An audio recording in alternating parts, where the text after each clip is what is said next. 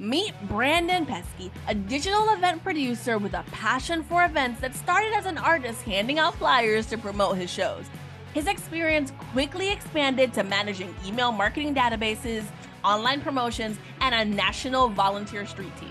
He went on to produce music festivals of up to 25,000 people for an alternative radio station in the San Francisco Bay Area. Today, Brandon is a certified DES and PMP working in enterprise software as a digital event producer.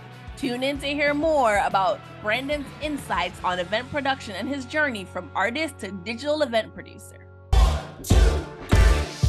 Welcome to Eventus 365, the podcast that's all about corporate events and the magic behind the scenes. I'm your host, Yanique DaCosta, and I am excited to take you on a journey through the world of corporate events. But before we dive in, let's talk about the stress of creating marketing material for your events.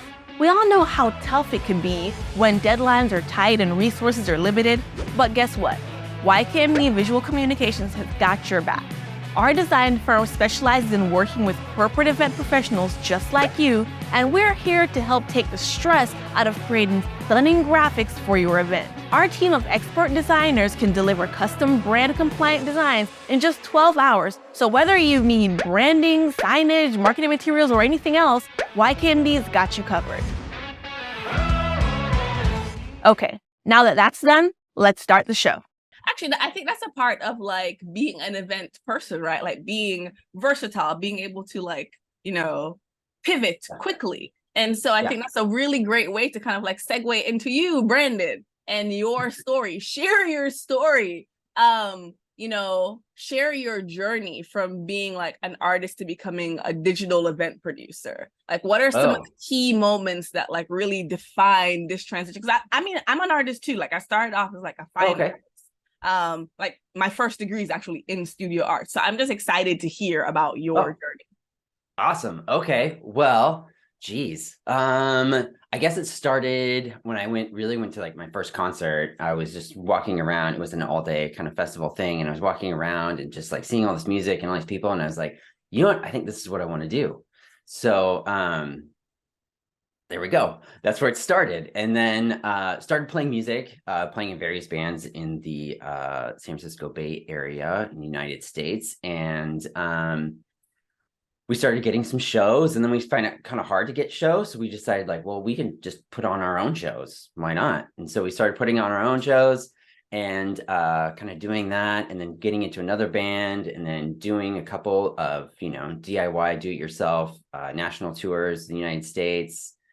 And then I got a job working at a local radio station, just part-time on the street team, helping out, doing events, execution of events, and then transitioned into full-time, and then became the marketing promotions director for a station here, alternative station here in San Francisco, and just really loved putting on our two large-scale events. There's one called Not So Silent Night, and there's one called BFD. And it was just amazing just to be a part of these events that I used to go to before I worked at the radio station, and just kind of walk around and be a fly on the wall and just hear people say, like, oh man, this is so much fun. Like, oh, this is my first concert, or, I come here every year. And so that was just super exciting for me.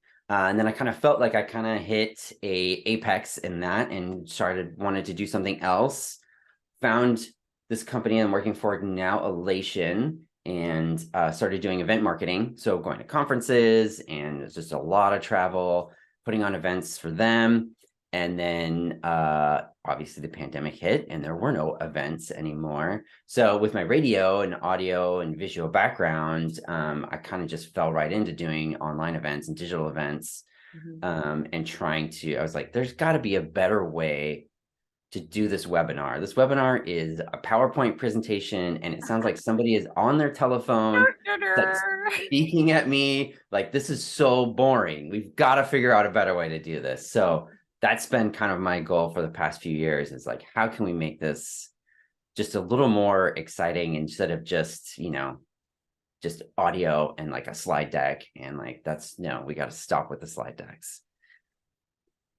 Honestly, Brandon, like, as you're talking, my favorite part is when like the guests come on the show and I'm like, oh my gosh, we have so much in common. And I always find it strange. And I don't know why I find it like, oh my gosh, it's just such a coinky because like, again, like I was saying, like I have an art background. And when I graduated from college, couldn't find a job to save my life, right? Like I was like hustling it together. And like I worked a lot in like nightlife entertainment and kind of like, working a lot with some like radio stations as well, which so as you're talking, I'm like, oh, that's so funny. I remember like taking my little brother to like his first concert. It was actually my first like proper concert too. I think it was like Imagine Dragons or something. And we were so enamored. We were like so excited. And they had like backstage passes. Like we didn't know what to do. We were too excited.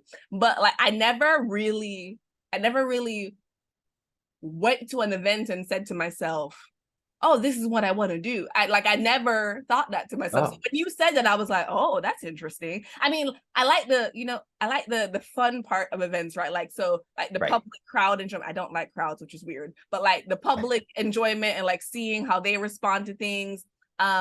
Being able to like travel. I love, the travel aspect of it, especially when I don't have to actually take it out my personal bank account. Everybody loves that part, right? Like those are the perks, right?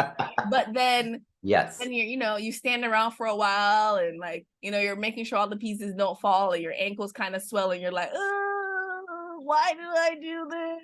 It can't be for the last day massage. So like, it's almost, in my opinion, as you were talking, it's like the pandemic kind of just carved out a path for you to like really excel in a more comfortable way because there's no ankle swelling now, but you're still attentive at home trying to figure out the pieces, but there's no jet lag, right. A little There's bit no jet lag. My commute is, just across my backyard now. So I don't have to sit, on bridge traffic. I'm not waiting at airports. Not that I have anything against airports, but everybody you can only like the airport lounge so much before you realize, wait, this is the same menu from last week. Oh, they only changed the menu once a month. Oh gosh. Yeah. It is. I mean, it's amazing people watching. Don't get me wrong. Like there's no rules in airports. So, but yeah, I really did kind of, like, okay, well, we're not. I mean, also, self-preservation, like I was like, there's no events, like I'm going to lose my job. Like, what to do now? Right. Like we just bought a house a year ago and now it's like, what are we going to do? The pandemic hit and, so it's like, so yeah, it was a little bit of like, pivoting and self-preservation and figure out like, okay, well, what if I did this? And so, yeah, my organization was really cool. Like really nice. Like they kind of carved out this position and they were going to, go outside and hire for it. And I was like, well, what if I did it? So, well, I love that level of assertiveness, right? Like, and, the self-preserving nature of the entire thing. And with that, I feel like it's a good segue into kind of identifying what are the top 3 skills that you feel like event professionals really need to have to thrive in a fast-paced event industry. Because for me, it just sounds like being able to pivot has to be number 1. Yes. Yeah. Being able to pivot, having a backup plan, having a backup plan to that backup plan, and just basically like using all of your knowledge that you've gathered throughout, when I was putting on, small little punk rock shows, with like a really like a crappy PA and like trying to figure out where to plug in what, like never realized that like those skills would help me today in my career, like. I was just about to say, don't discount those, right? I literally, I was like, don't, because like that's the training for the big leagues, right? Like, I think it was like, I think it's a Gary Vee thing, which probably means I can't quote him directly because there's some cursing in there. But he's like, eat crap, eat crap, eat crap, eat crap, eat crap until you don't eat crap anymore. And that's kind of like just like preparing yourself to get to like that next level, right? Like fine tuning those like skills that you don't even realize are going to be really impactful in your career long term. Yeah, exactly. Just like trying to think out like, okay, what's the end goal? Like, where am I trying to get to? And then worry about the details about how to get to that, because those are going to change. No, Absolutely. I think I think that's like applicable to almost any industry, right? Like identify the end goal and then figure out the pathway to getting there. Right.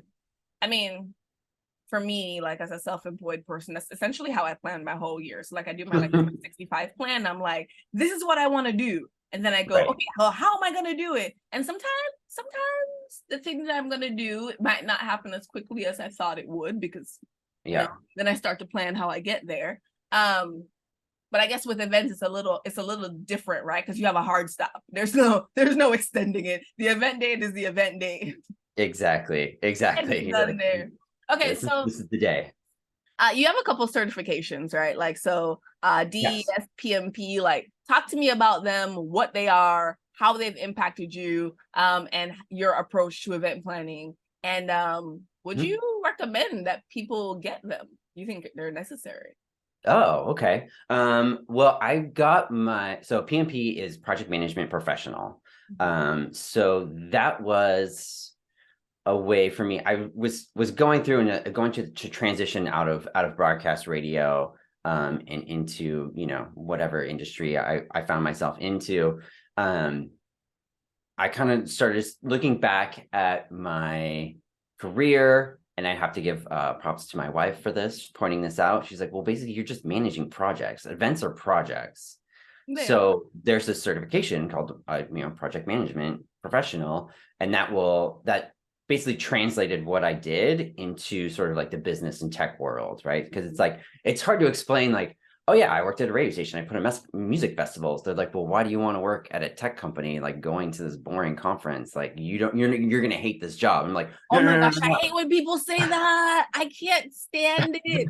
Like, stop making decisions for me, please. Yeah. I was like, no, I want to bring that music festival like attitude to your conference. Yeah. I want to make your conference better.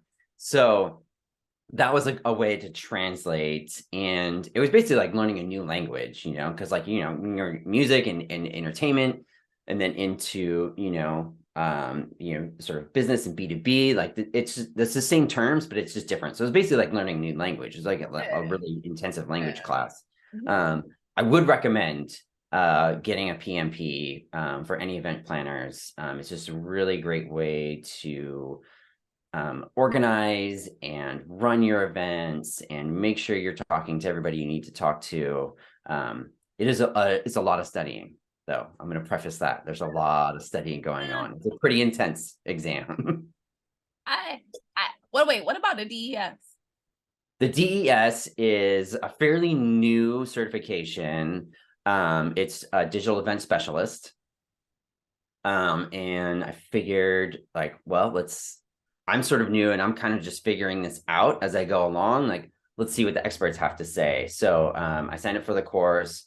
Highly recommend the course if you're doing events, if you're learning about, I'm writing it down right now. It's happening. Yeah. If you're doing any sort of hybrid events, if you want to broadcast or record your event, there's some really, really good courses within that certification that I learned from as well. Like, oh, what about this? What about this? Like, like we were just saying, like with your microphone, like audio is number one. Your video could go out during an event, but as long as people can still hear you, yeah, they'll stay, but like if they can't hear you and they can see you, they'd be like, oh, well, I'm gone.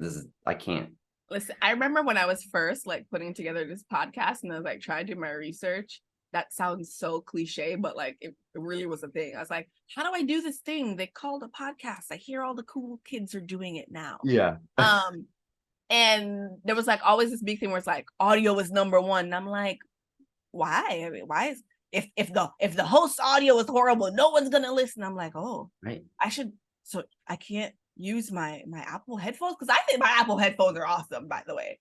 But apparently no, this Rode microphone is the way to go for the newbies like me. And as I like watch like other like casts, no one calls it that. Everybody calls it pods. When I watch other pods, and I'm like, oh, they have my microphone. Okay, this is it. This is the one. This is the one. Okay, it's gonna be right. Good. All right. Yeah, I can imagine. I think I think certifications are, sorry, I'm rolling back. Certifications Yeah. are kind of so interesting because there are two school of thoughts that sometimes you can have all this learned experience that the certification doesn't really add any real value to your knowledge base. And then there's another school of thought where it's like, even if you have the knowledge base, the certification is to prove you do. Right. And sometimes I find myself on either side, depending on like who the person is and how they're actually applying. Mhm. Because even so, for me, graphic designer, right? Oh my gosh, probably shouldn't say this out loud. I might get slack. Anyway, we're gonna keep going. I genuinely don't believe that I needed to go to college to do what I do, because most of the things that I have learned that have been the most applicable to bringing my clients success have happened from things I learned outside of the classroom. Yeah. And it annoys me every day, actually. I think to myself, I have 3 whole degrees, and Oh, you know, we just racking up student loan debt for no reason. Okay, let me not be too dramatic. But like, I feel like there's some instances where you can like really find a mentor and work with someone and really hone a right. skill and become a part of a network of people where they can introduce you to that industry, and you will be acknowledged as reputable because you're coming with this like really strong recommendation. But then I also understand people who go about or go through the path in a different way where Yeah. they need to be supported by a certification or a degree to have the same validity that someone who doesn't have those things have, in order to be just as successful or to be just as, or to get the same kind of respect within that industry or that role. That was a bit of a tangent, but I don't know. I felt like I needed to share it. Yeah, no, I absolutely agree. I mean, my degree in college was radio television. So, I mean, what am I going to do with that these days? You know, it's like No, there's some crossover. There's there some is, for an event but for sure, but I know. you know, just looking at a resume and like sending that off, they're like, "Oh, your degree is in radio and television." And they're like, "What does that even mean?" So, Do people still watch those? yeah, exactly. They're like, "Radio? What's that? You mean like a walkie-talkie?" No. Um, but yes, I'm with you on the same page. Like, I learned most of the skills that I use on like a daily basis, like outside of college. Not to discount my college education, like I definitely learned a lot. But then, you know, a lot of my college education at this point was outdated. I mean, we were editing audio, we were using reel-to-reel tape, you know, and like the this is not to discount my professors, but the assistant at the time was saying, nobody does this anymore. We just don't have the resources to get Pro Tools. And so we have to use this reel-to-reel tape. So it's like, you're like, okay, well, I mean, I can download like a free Pro Tools program and like learn on that like by myself, you know? So it's I see both sides, and that's why I got my PMP as well, to like translate to people like, this is what I know how to do. So, you know, it's funny you were talking about like you had like the qualifier, like not to discount like my professors, and I just thought to myself, there are a lot of fundamentals that I learned in college that apply to how I onboard my designers like within my company. And because there's some designers who feel like they can like designers of the world unite. Like they can come and they're like, okay, well, we're gonna put together like promotional work, and they approach it like a marketer instead of a designer, where they're like, okay, well, we're just gonna drop this in Photoshop, and it's like, no, you have to do sketches and prototypes and like, you know, use a grid to make sure things make sense and play with color theory. That's not, you don't just, my favorite color is red, let's go. That's not like a thing. So I can say maybe like those fundamentals I'm probably bringing from like a college experience, but I can't say that I wouldn't get that same experience from having a mentor. I'm weird about it. Yeah. Okay, switching gears. Okay. What is your most memorable event that you've worked on, and why did it stand out from the rest? I wrote down BFP earlier, or BFD. BFD. Yeah. Yeah, you know what? I would have to say one of the BFDs.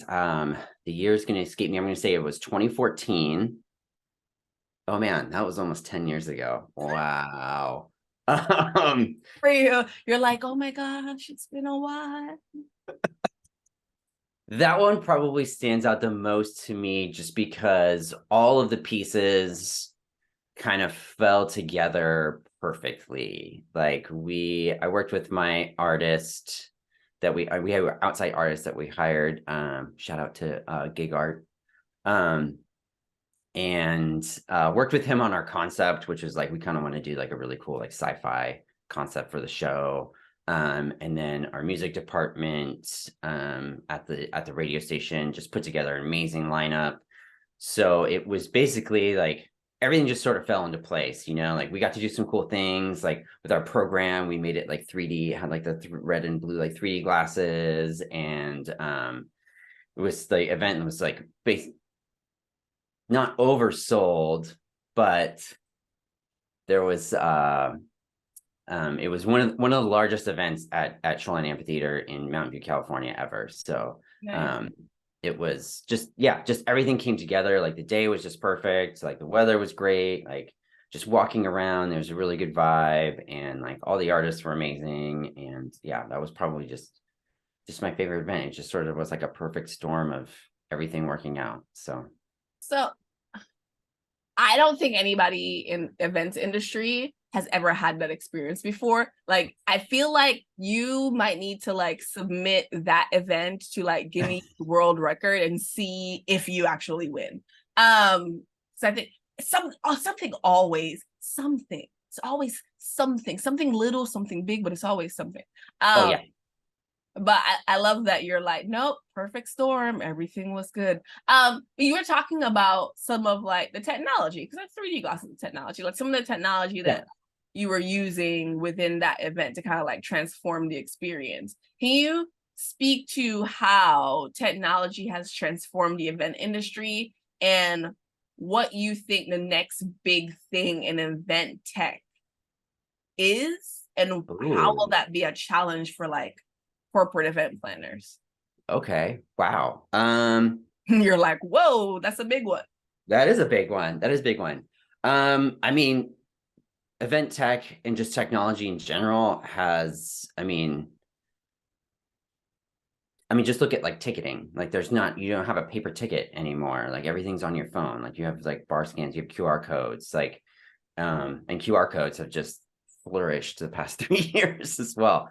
And I think I was actually reading, this isn't necessarily like technically events, but I was reading an article in the New York Times, which I don't usually read, but it was talking about offices and organizations like building studios at their headquarters or just having a studio. And like I was thinking, it's like this is probably easier now more than ever to build a studio, than wherever you are, like you have a podcast studio, basically. Like you have your microphone, you have your camera, you have your lighting, you have everything set up. And like that, usually that would cost, hundreds of thousands of dollars to do a broadcast studio, like 20, 30 years ago. So I think just the access to technology, the ease of use of, setting up a microphone, just like a USB, you just plug it in and it works.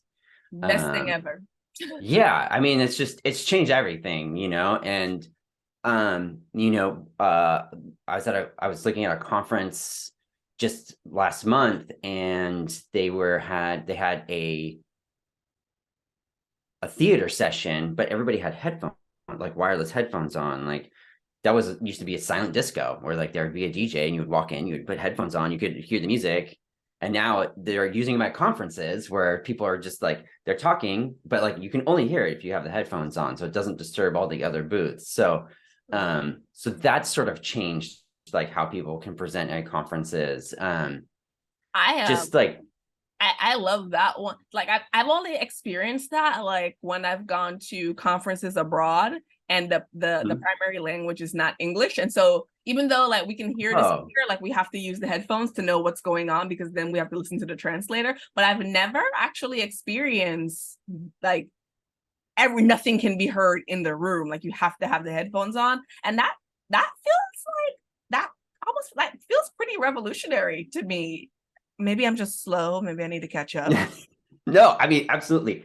Because you're able to do full sessions and presentations at your booth instead of having to get a session at the conference and being on the agenda. And two, people are going to see people sitting with headphones on, like watching, and they're going to I be like, didn't want to what participate. is that? And they're going to have, FOMO, and they're going to be like, I want to check this out. And Yeah. so they're going to come in, like, put headphones on and listen. So it's like, it's twofold. So, which I think everything in event tech should be a purpose for like to get your message across, and then also to attract people to your booth or to your event. I mean, I feel like that for me like triggers like a whole bunch of other things, but I feel like that is also a really great way when we're talking about like just making things a bit more inclusive and creating event environments for everyone, because maybe someone who is triggered by constant noise might enjoy a conference like that where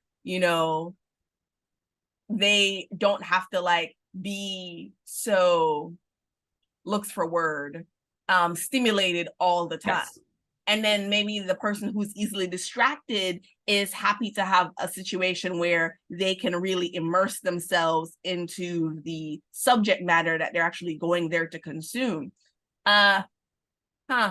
Okay.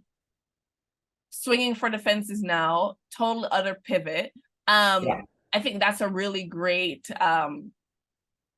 switchboard for just talking about DEI in general. Like, how do you ensure that your events cater to a diverse audience and create a welcoming environment for everyone? Because sometimes people forget that this is different people are innately different. Like they're Yes. physically different, their cultural backgrounds are different, but they Right. may be in the same industry. So how do you plan for that? So when we're planning our events, the great thing about planning events in the US is the American Disabilities Act. So most of venues are fully accessible. So that's great. We don't have to worry about that. Whereas if you're planning events in other countries, it may make it a little more difficult. One thing I like about digital events is that they are fully accessible. Like you just need an internet connection. So that's one thing that I discovered while we were doing events. I was talking to somebody from Mexico City who had a family and they couldn't travel. So they were so thankful that this event was online and being broadcast as well. There's amazing translating services out there right now that are all digital. So if you're doing a hybrid event, I believe if you're even doing an in-person event, you can hire these translation services to translate live as everything is going on. Nice. And then, closed captioning has just exploded by leaps and bounds, and it's like fairly accurate. It's gotten a lot better. Yeah. It's gotten way better, especially, I work for a data company. And so it's pretty like complex terms and phrases and terminology. Oh, okay. So, translating those, there's not a whole lot of translation. They pretty much are the same in every language. Yeah. But, making sure everybody's understanding and knowing what's going on. So that's kind of where we're coming. We're trying to expand like what languages we're doing our webinars and our events in, focusing on LATAM and Middle East and APAC regions as well. So, we're just trying to, we really just want to like cast a wide net and make sure that everybody is going to be able to get our content and understand and feel a part of our events. So what about being able to relate to them? Because you're talking about like a global reach, right? And like being able to to translate or to communicate with people in different parts of the world. But do you feel like when you're putting together your programming, you're able to find subject matter experts that like really understand their cultural nuances, or maybe even just like look like them or sound like them, so they can like relate to it and be like, oh, this is for me too, like genuinely, not just because they are like talking to me in or translating in this language, but like, no, they get me because they are me. 100%. So that's been a big learning curve for me personally at a global company. I mean, I was very, very focused. We were San Francisco Bay Area, you know, so I understood the demographic here, but like now, like we're the entire world. So like understanding that, you know, if we're doing an event for our entire company, we don't get somebody who was a baseball player, because like Europe has no idea.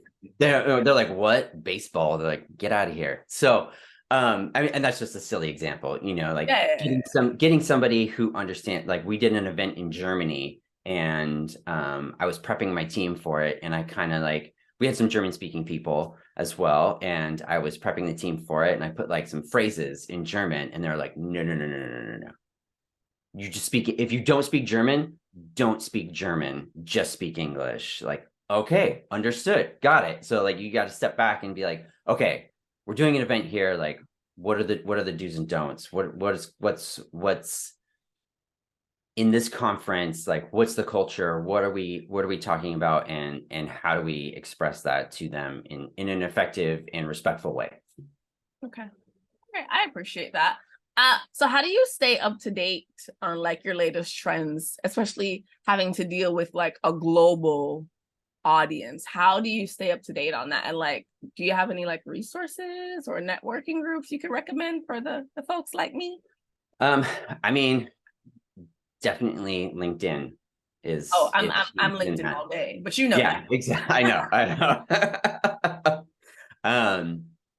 And you know, and getting out of your you know, your second connections and going into your third connections, and you know, checking out different regions and seeing, you know, connecting with my counterparts in Europe and in APAC are just been super eye-opening, and just traveling really, and just has been really eye-opening, and just understanding like different cultures and like how business works in different places.